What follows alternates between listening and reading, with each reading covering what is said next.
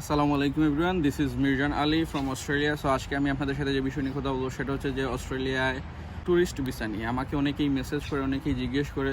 তো আমি ভাবলাম যে এই বিষয় নিয়ে একটা ভিডিও যদি বানায় রাখি তাহলে সবার উপকার হবে ইনশাল্লাহ।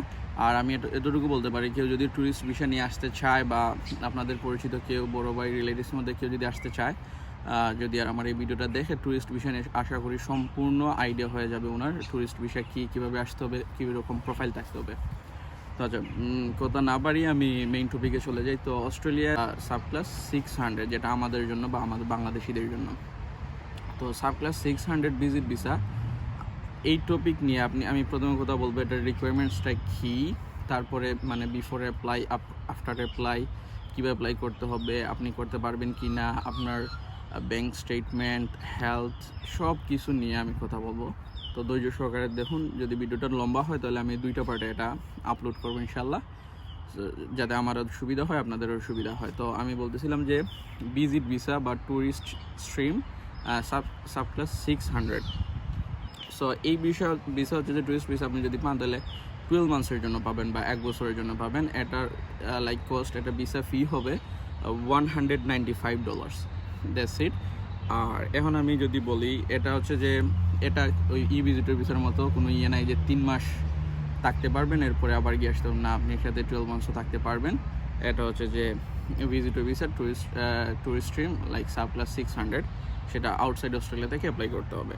তো এই গেল হচ্ছে যে ভিজিট ভিসা, এটার ফি আর এটা কীভাবে অ্যাপ্লাই করতে হবে। তো এখন আমি বলবো যে এই ভিসার উদ্দেশ্যটা কি। এই ট্যুরিস্ট ভিসা 600, এই ভিসার উদ্দেশ্যটা হচ্ছে যে ফ্যামিলি ফ্রেন্ডস ভিজিট করতে পারবেন। 2 নম্বর হচ্ছে যে আপনি একজন ট্যুরিস্ট হিসাবে এখানে থাকতে পারবেন। কিন্তু এই ভিসার অন্য কোনো উদ্দেশ্য থাকতে পারবে না, যেমন আপনি এখানে মেডিকেলের উদ্দেশ্যে, মেডিকেল ট্রিটমেন্টের জন্য আসতে পারবেন না, এটার জন্য অন্য রকমের মানে মেডিকেল ভিসা আলাদা ভিসা আছে। আর বা আপনি এখানে বিজনেস করার জন্য আসতে পারবেন না, এখানে বিজনেসের জন্য আলাদা ভিসা আছে। সো এইগুলো এই ভিসাটা কি, আর ভিসার কস্ট ফি, ভিজিট ভিসা অ্যাপ্লাই করতে জাস্ট $195 লাগবে। তো এখন আমি বলবো যে মানে লাস্টে গিয়ে আমি বলবো যে আপনার প্রোফাইলটা কীরকম হলে আপনি ভিজিট ভিসা করতে পারবেন বা ভিজিট ভিসায় আসতে পারবেন। তো এখন আমি বলি যে এই ভিসার রিকোয়ারমেন্টসটা কি। এখানে কয়েকটা রিকোয়ারমেন্টস আমি নোট করছি। এটা হচ্ছে যে অস্ট্রেলিয়া হোম অ্যাফেয়ার্স ওয়েবসাইট থেকে, যেগুলো আপনাকে অবশ্যই ফুলফিল করতে হবে। তো প্রথম রিকোয়ারমেন্ট হচ্ছে যে আপনার হেলথ রিকোয়ারমেন্টটা ফুলফিল করতে হবে। এখানে যদি আপনার টুবারক্লোসিস থাকে তাইলে আপনার এই মানে হেলথ এই সমস্যা, টুবারক্লোসিস যদি থাকে তাইলে ভিজিট ভিসা পাইতে আপনার সমস্যা হবে। এটা সলভ করে দেন অ্যাপ্লাই করে আপনার আসতে হবে। 2 নম্বর হচ্ছে যে ক্যারেক্টার সার্টিফিকেট তো অবশ্যই লাগবে। 3 নম্বর হচ্ছে যে আরেকটা পয়েন্ট বলছে, যদি আপনি অস্ট্রেলিয়াতে কোনো কারণে ঋণ নিয়ে থাকেন তো এইগুলো পে করতে হবে। এটা তো অবশ্যই আপনি নিতে পারবেনও না, নেনও নাই। আর 4 নম্বরটা হচ্ছে যে এনাফ মানি থাকতে হবে আপনাকে সাপোর্ট করার জন্য, হ্যাভ এনাফ মানি। যখন আপনি ট্যুরিস্ট হিসাবে আসবেন তখন আপনার ব্যাঙ্ক অ্যাকাউন্টে এনাফ মানি থাকতে হবে, এনাফ মানি শো করতে হবে। এখন কতটা শো করতে হবে, কতদিনের জন্য শো করতে হবে আমি একটু পরেই বলতেছি। আর 5 নম্বর হচ্ছে যে জেনুইন ভিজিটর হইতে হবে। তো জেনুইন ভিজিটর হওয়ার জন্য আপনার কী শো করতে হবে, কী লাগবে আপনাদের। আর 6 নম্বর হচ্ছে যে পয়েন্টটা, সেটা হচ্ছে যে আপনাকে 18 বছরের বেশি হইতে হবে। এইগুলো হচ্ছে যে রিকোয়ারমেন্ট যেটা। তো এখানে আমি বলি যে এই রিকোয়ারমেন্টগুলো আপনার বিফোর অ্যাপ্লাইয়ে কিছু জিনিস আছে আর আফটার অ্যাপ্লাইও কিছু জিনিস আছে অস্ট্রেলিয়ার ট্যুরিস্ট ভিসার ক্ষেত্রে। তো এই আমি যখন প্রথম কথা বলতেছিলাম, আপনার হচ্ছে যে হেলথ রিকোয়ারমেন্টটা, আপনার যদি টুবারক্লোসিস থাকে তাইলে আপনার ভিসা পাইতে সমস্যা হবে, এটা সলভ করে তারপরেই আসতে হবে, মানে অ্যাপ্লাই করতে হবে। তো এই ভিসার কয়েকটা উদ্দেশ্য আছে। উদ্দেশ্য হচ্ছে যে আপনি ফ্যামিলি ফ্রেন্ডস ভিজিট করতে পারবেন, আপনি ট্যুরিস্ট হিসেবে থাকতে পারবেন, কিন্তু এটার অন্য কোনো উদ্দেশ্য থাকতে পারবে না, আপনার বিজনেসের জন্য বা ট্রিটমেন্টের জন্য এটা থাকতে পারবে না। তো এই বিষয়ের সাথে আপনার অনেকগুলো কন্ডিশনও যোগ হবে, যে কন্ডিশনগুলো আপনার অবশ্যই থাকবে। যখন আমি পারলে এখানে একটা পিকচার দিয়ে দিব ভিসারগুলো কন্ডিশন কী থাকে। স্টুডেন্ট ভিসার ক্ষেত্রে যেমন অনেক কন্ডিশন থাকে, ঠিক তেমনি টুরিস্ট ভিসার ক্ষেত্রেও কন্ডিশন থাকে। তো এর মধ্যে একটা কন্ডিশন হচ্ছে যে 8101 আপনি এখানে এসে কোনো কাজ করতে পারবেন না। আর একটা কন্ডিশন হচ্ছে যে 8201 আপনি এখানে ম্যাক্সিমাম 3 মাস স্টাডি বা ট্রেনিং এরকম কিছু করতে পারবেন। আর একটা হচ্ছে যে 8501 আপনার সবসময় এডুকেট হেলথ ইন্স্যুরেন্স মেনটেন করতে হবে, আপনার পর্যাপ্ত হেলথ ইন্স্যুরেন্স থাকতে হবে। যতদিন পর্যন্ত আপনি অস্ট্রেলিয়ায় থাকবেন ট্যুরিস্ট ভিসা নিয়ে, ততদিন পর্যন্ত আপনার হেলথ ইন্স্যুরেন্স থাকতে হবে। আরেকটা হচ্ছে যে 8503 নো ফার্দার স্টে, লাইক আপনার 12 মান্থসের যদি দিয়ে দেয় ভিজিট ভিসা, এরপরে আপনি একদিনও থাকতে পারবেন, এরপরে থাকেন তাহলে সেটা ইলিগাল হবে। আরেকটা হচ্ছে যে 8531 must leave before visa expire, like visa expire হওয়ার আগে আপনাকে অস্ট্রেলিয়া ত্যাগ করতে হবে। আরেকটা হচ্ছে যে 8558 নন রেসিডেন্ট, আপনি এখান থেকে এই টুরিস্ট ভিসা নিয়ে রেসিডেন্ট হতে পারবেন না। আপনি যখন ভিসা পাবেন হ্যান্ড কন্ডিশনে অ্যাপ্লাই করে দিবেন, মানে এগুলোই হচ্ছে যে আপনার রুলস, এগুলো আপনি ব্রিজ করতে পারবেন না। যে আপনার অ্যাপ্লাইয়ের আগে কি করতে হবে আর অ্যাপ্লাইয়ের পরে কি করতে হবে, এর আগে আরেকটা কথা বলে নিই। আপনি আপনার ট্যুরিস্ট ভিসার এখনকার সময় হচ্ছে যে আমি গতকালও চেক করে দেখছি, সেটা হচ্ছে যে 50% ট্যুরিস্ট ভিসা হইতেছে লাইক 11 ডেজের ভিতরে ভিসার ডিসিশনটা চলে আসতেছে, আর 90% ভিসার ডিসিশনটা আসতেছে 23 ডেজের মধ্যে। তো এখানে ভিসার রেশিওটা কেমন সেটা আমি এখন বলতে পারবো না, কারণ ভিজিট ভিসা নিয়ে আমি তেমন কাজ করিও নাই, তেমন আমার নাই। কিন্তু যদি আপনার হয়ে থাকে, প্রোফাইলটা ঠিকঠাক হয়ে থাকে, তাহলে ইনশাল্লাহ আপনার ভিসা হয়ে যাবে, কারণ ভিজিট ভিসা হইতেছে না যে এমন নাই। যদি হয় ভিসা মানুষের হইতেছে, তাহলে আপনারটা হবে যদি আপনি প্রোফাইল বা এদের রিকোয়ারমেন্টস যেগুলো বলছে যে 6টা, এগুলো ফুলফিল করতে পারেন, তাইলে এই ভিসা হয়ে যাবে। অ্যাপ্লাই করার পর কী কী লাগবে? অ্যাপ্লাই করার আগে তো আপনার সব কিছুই লাগবে, আর এর মধ্যে হচ্ছে যে একটা হচ্ছে হেলথ মেডিকেল যেটা, সেটা লাগবে অ্যাপ্লাই করার সময়। কিন্তু অ্যাপ্লাই করার পর হচ্ছে যে বায়োমেট্রিক্স আর ট্রাভেল প্ল্যান, এই দুইটা লাগবে। তো বায়োমেট্রিক্স আর ট্রাভেল প্ল্যান যখন আপনি অ্যাপ্লাই করে ফেলবেন ইমি অ্যাকাউন্টে, ওরাই বলবে যে আপনার বায়োমেট্রিক্স এখন লাগবে, আপনার ট্রাভেল প্ল্যান লাগবে। যখন আপনার ভিসা হয়ে যাবে বা ডিসিশন মেড হবে, পজিটিভ হবে, তখন বলবে যে আপনার ট্রাভেল প্ল্যান দেন। ট্রাভেল প্ল্যানটা কি, এখানে আসে আপনি কী কী করবেন, কী কী অ্যাক্টিভিটিস করবেন, হোটেল বুকিং বা এইসব আর কি, এখানে আসার পর যা করবেন আপনি, সেটা হচ্ছে ট্রাভেল প্ল্যান। সেটা আপনি ওদেরকে প্রকাশ করতে হবে, শো করতে হবে, প্রুফ দিতে হবে। তো এইগুলো গেল। এখন হচ্ছে যে আমি বলবো কিভাবে আপনি অ্যাপ্লাই করতে পারবেন ট্যুরিস্ট ভিসায়। সো ট্যুরিস্ট ভিসা অ্যাপ্লাই করা যায় 3 ভাবে অ্যাকর্ডিং টু দেয়ার ওয়েবসাইট। সেটা হচ্ছে যে একটা হচ্ছে যে একজন রেজিস্টার্ড মাইগ্রেশন এজেন্ট দ্বারা করতে পারবেন, আর একটা হচ্ছে যে লয়ার দ্বারা করতে পারবেন, আর একটা হচ্ছে যে নিজে নিজে করতে পারবেন। তো এই 3টার মধ্যে আপনি যে কোনোভাবেই অ্যাপ্লাই করতে পারবেন। তো এখন আমি আসি যে ভিজিট ভিসাটা আপনি পাবেন কিভাবে, বা ভিজিট ভিসা পাইতে আপনার কী কী দেখাইতে হবে সেটা। তো প্রথমেই আমি বলি, ভিজিট ভিসার ক্ষেত্রে হচ্ছে যে আপনার ওই যে এডুকেট, যে আমি বলছিলাম প্রথমেই যে আপনার ব্যাঙ্ক স্টেটমেন্টটা কতটুকু দেখাইতে হবে, বা সাফিসিয়েন্ট ব্যাঙ্ক স্টেটমেন্ট বলতে কী বোঝায়।